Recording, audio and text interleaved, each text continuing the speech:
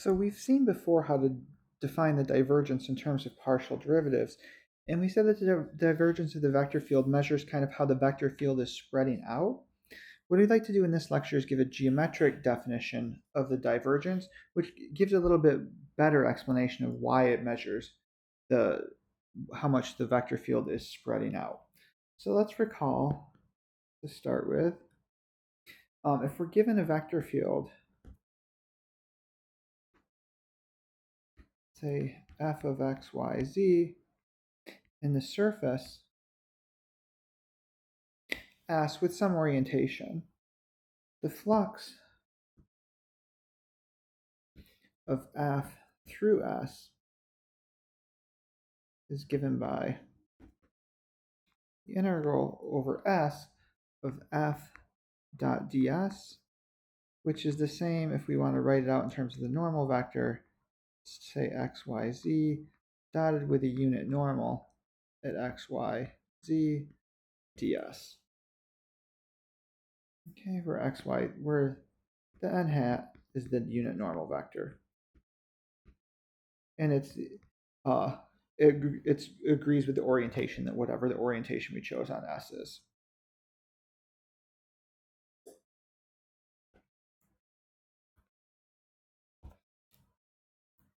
Okay, so now let's consider some fixed point.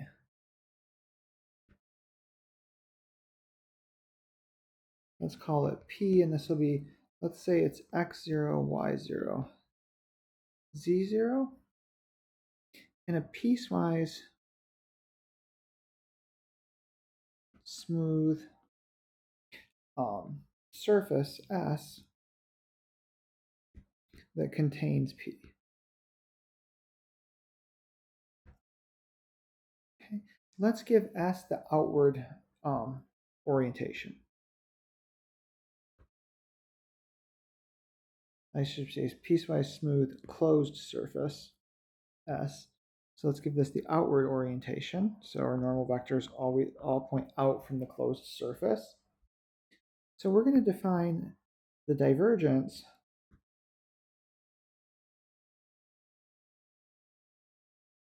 or the flux density, which actually will make a little bit more sense when we write down the equation, why we call it flux density, of the vector field F at the point P. And we're going to define this by, we're going to write divergence of F at P. This is going to be the limit as the volume of W goes to 0 of the flux of over S of F ds over the volume of W, where W is the region in R3 contained inside S. Okay, and so you can see the top here is the flux. So we're kind of taking this flux densities, we're taking whatever the flux is, and we're dividing it by the volume. So that's where the flux density term comes in. One thing to note here is when we take this volume going to 0, it's not just any way to take the volume going to 0. It needs to be so that the region W is approaching only containing S, or only containing P.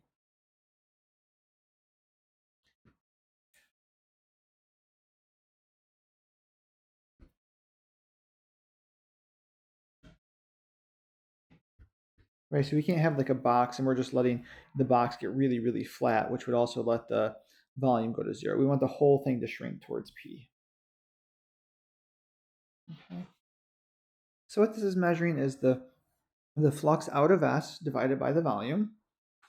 So this is measuring how the vector field is spreading out, because the flux is measuring how the vector field moves through the surface, and then we're letting these surfaces get smaller and smaller. So we're really looking at the point P, how is the vector field spreading out?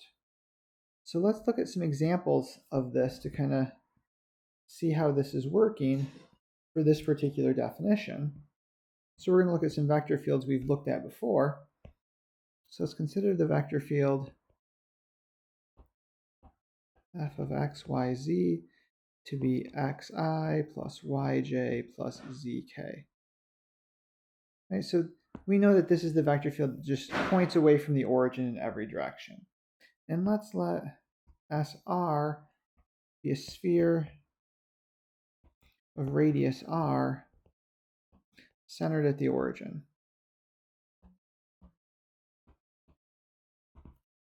So if we look at what this would look like in terms of a picture here,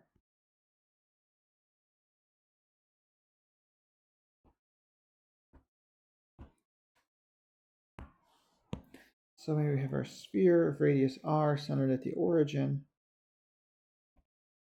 This is SR. And then let's go ahead and draw our vector field on this. So the vector fields just point out in every direction. Of course, it's everywhere, not just on the surface of the sphere, but for our purposes, we're just going to put it on the surface of the sphere. So that's what we're going to care about. And so we can see that the normal vectors for our SR, we want it to have outward orientation. So our vector field F points in the same direction as the normal vector. So the flux of F through SR should be positive. So let's go ahead and calculate that to make sure. So my n hat at any point on the surface of the sphere is just going to be xi plus yj plus zk. And then, of course, I need to make this a unit normal, so I need to divide by the size of the vector. But, of course, then x squared plus y squared plus z squared is just r squared. This becomes 1 over r xi plus yj plus zk. So if I dot these two things together, f of xyz dotted with n hat of xyz, I'm going to have that 1 over r, and then I'm going to get x squared plus y squared plus z squared, so 1 over r times r squared. So this is just r. So now if I calculate my flux integral over SR of f dot ds, this is just the integral over SR of r ds. And r is just a constant, so that can come out front. So I just have this. And now this is just asking for the surface area of the sphere. So this is just r times 4 pi r squared, which is 4 pi r cubed. And now the volume of WR, which we'll say is the inside of SR, is 4/3 pi r cubed. So if I look at this integral over SR of f dot ds and divide that by the volume of WR, this is 4 pi r cubed over 4/3 pi r cubed, which is just 3.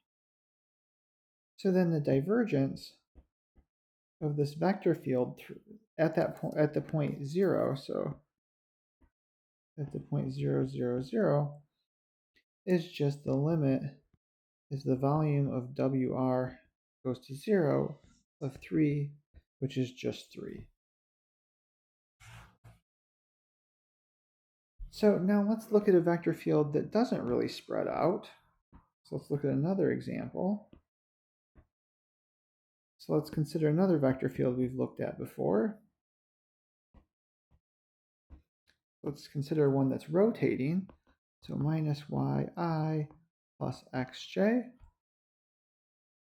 And so in this one, remember in the xy plane, it's not going to change. There's no z component, so it's going to look the same for every value of z, but this would just be looking like this.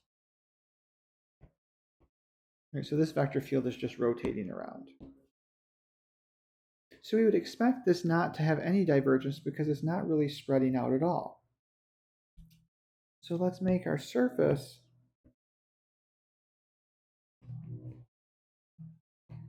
S. This is going to be a cube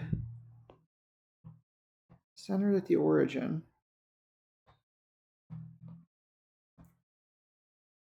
So we'll take this to be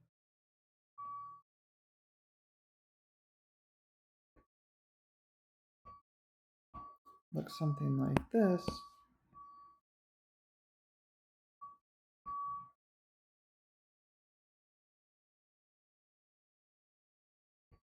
So there's our cube. So this is S.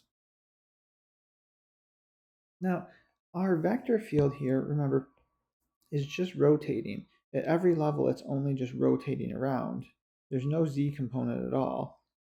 So the flux through the top and the bottom of the surface have to be zero because it's not even going through those surfaces. So we really only care about the sides of the box and how the vector field is going to go through those. So the flux through the top and bottom, and of course you can calculate it out as well.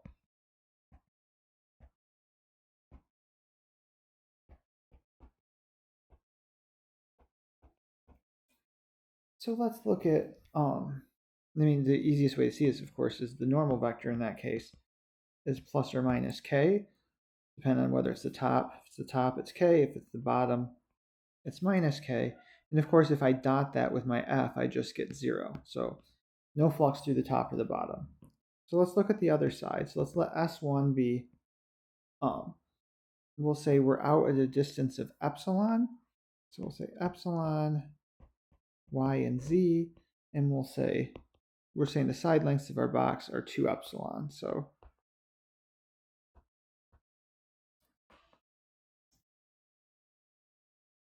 that would be this side here. Okay, and S2, we'll take this to be the other side of the box, so minus yz.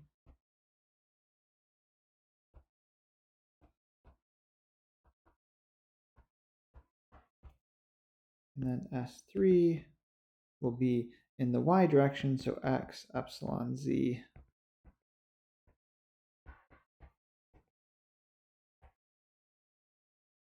And S4 to be the other side.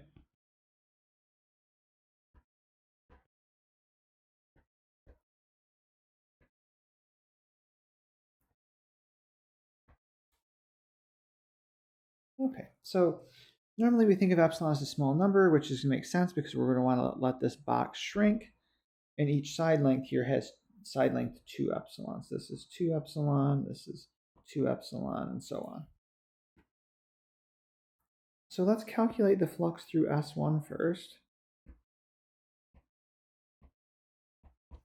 So for this, we know for every point on that side length, well, we know that x is always equal to epsilon there, so we're really looking at these unit vectors, but this is always just I.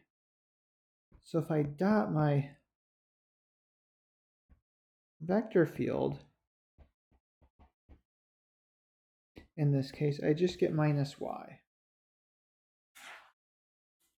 And so if I calculate this flux through S1, I get that this is minus epsilon to epsilon, minus epsilon to epsilon, and I have the minus y's when I'm integrating, and then I'm going to go ahead and do dy dz.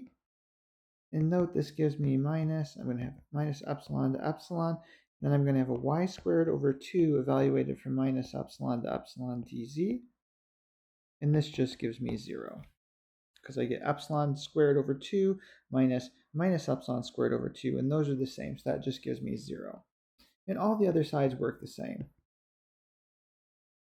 So maybe you want to do one of them for practice.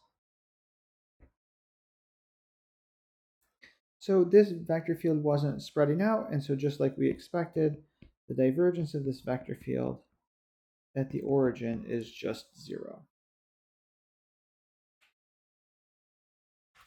Now, of course, this definition of the divergence is better in terms of understanding what's going on with the geometry, but we'd also like to still use our easier formula to be able to calculate the divergence. We don't want to have to do this long flux integral every single time we take the divergence. So let's use this definition to recover our old definition. Of course, you could have started with this definition as well and then derived the old definition, which is what we're going to do. But let's say our vector field is given by the coordinate functions here are going to be p, q, and r.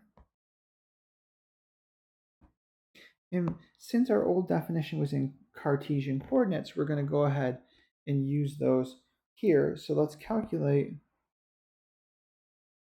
the divergence of this vector field at some point x0, y0, z0. So what we're going to start with is we're going to form a box around our point. We use a box because we're trying to do our calculation in Cartesian coordinates, so box makes sense. So we're going to put our point right in the center of this. So this is our point x0, y0, z0. And we're going to label each of the sides. So let's say this side is S1. Let's say the front part here, let's call this one S2. The side here on the back, we'll call that S3. We'll call the one behind here, this one should be S4, so that's the one on the back side of this. The top will be S5, and the bottom will be S6. And let's say each one of these side lengths is, let's say, 2 epsilon, just like before.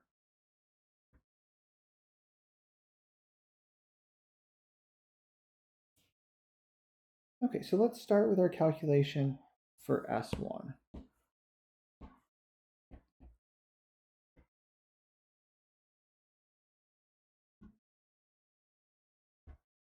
So in this case, our unit normal vector everywhere is just I again. So when I do my dot product, I'm just going to get P of x, y, z. And so my flux integral over S1 is just the flux integral of P, x, y, z. And then we could just say dy dz because the x is fixed and we're just moving over that surface there, which changes in x and y. So on S1, the x value is equal to x0 plus epsilon, because we go to x0 is here and we go, if the side length is 2 epsilon, we go an epsilon in that direction. So this distance here, that would be epsilon for all of those values. So we want to take epsilon to be very small. Right, we're going to end up taking a limit, so we might as well start off here with something very small. And so my integral over S1 of f ds, well, this is the integral over S1 of P of x0 plus epsilon yz dy dz. Now, if we take the epsilon to be very small, we can assume our function p is constant on S1.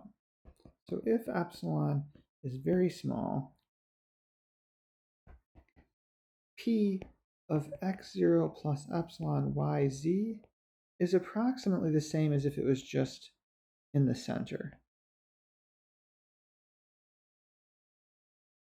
Right, so that's kind of how we did these approximations before when we were doing Riemann sums. You'd say, oh, if something's very small, we assume it's approximately constant on that. So that's what we do here too.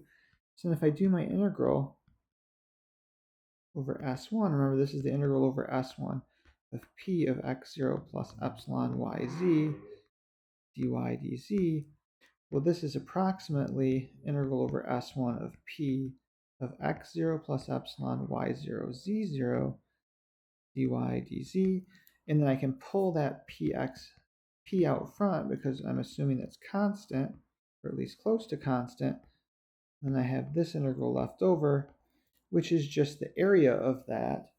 And since each side length is 2 epsilon, this is just going to be y0, z0, which is just, and then going to be times epsilon, and we're going to call this, our delta y and our delta z, because that's the size of our small box. So it would just be 2 of each, 2 epsilons. So this is x0 plus epsilon, y0, z0, and then I get delta y delta z, where delta y equals delta z equals 2 epsilon. And delta x is also going to be equal to that.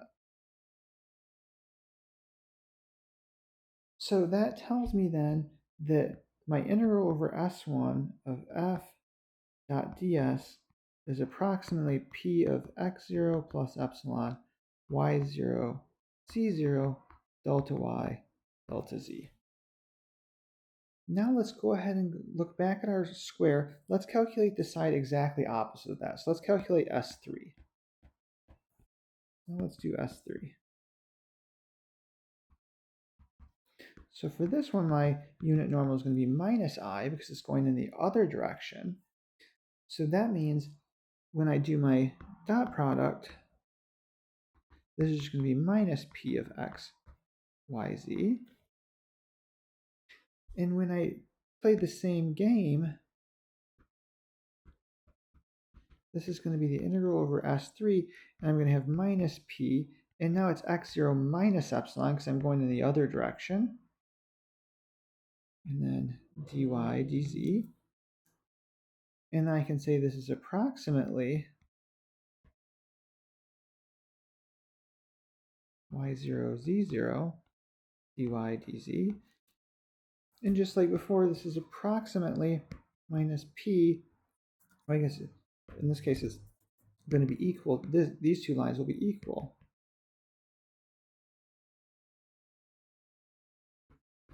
Delta y delta z. So if I look at my integral over s1 plus s3 of f dot ds, I get that this is approximately equal to p of x0 plus epsilon y0 z0 minus p of x0 minus epsilon y0 z0 delta y delta z. Now what I want to do is I want to look at this formula here.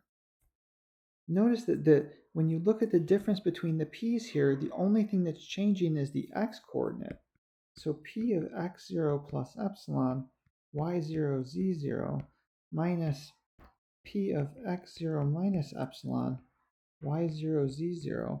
If we divide this by delta x, this would be approximately equal to the partial derivative at x0 y0 z0.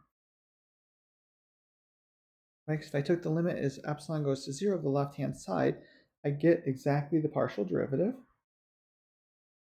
So that means that difference, p of x0 plus epsilon y0 z0 minus p of x0 minus epsilon y0 z0 is approximately the partial with respect to x, x0 y0 z0 delta x.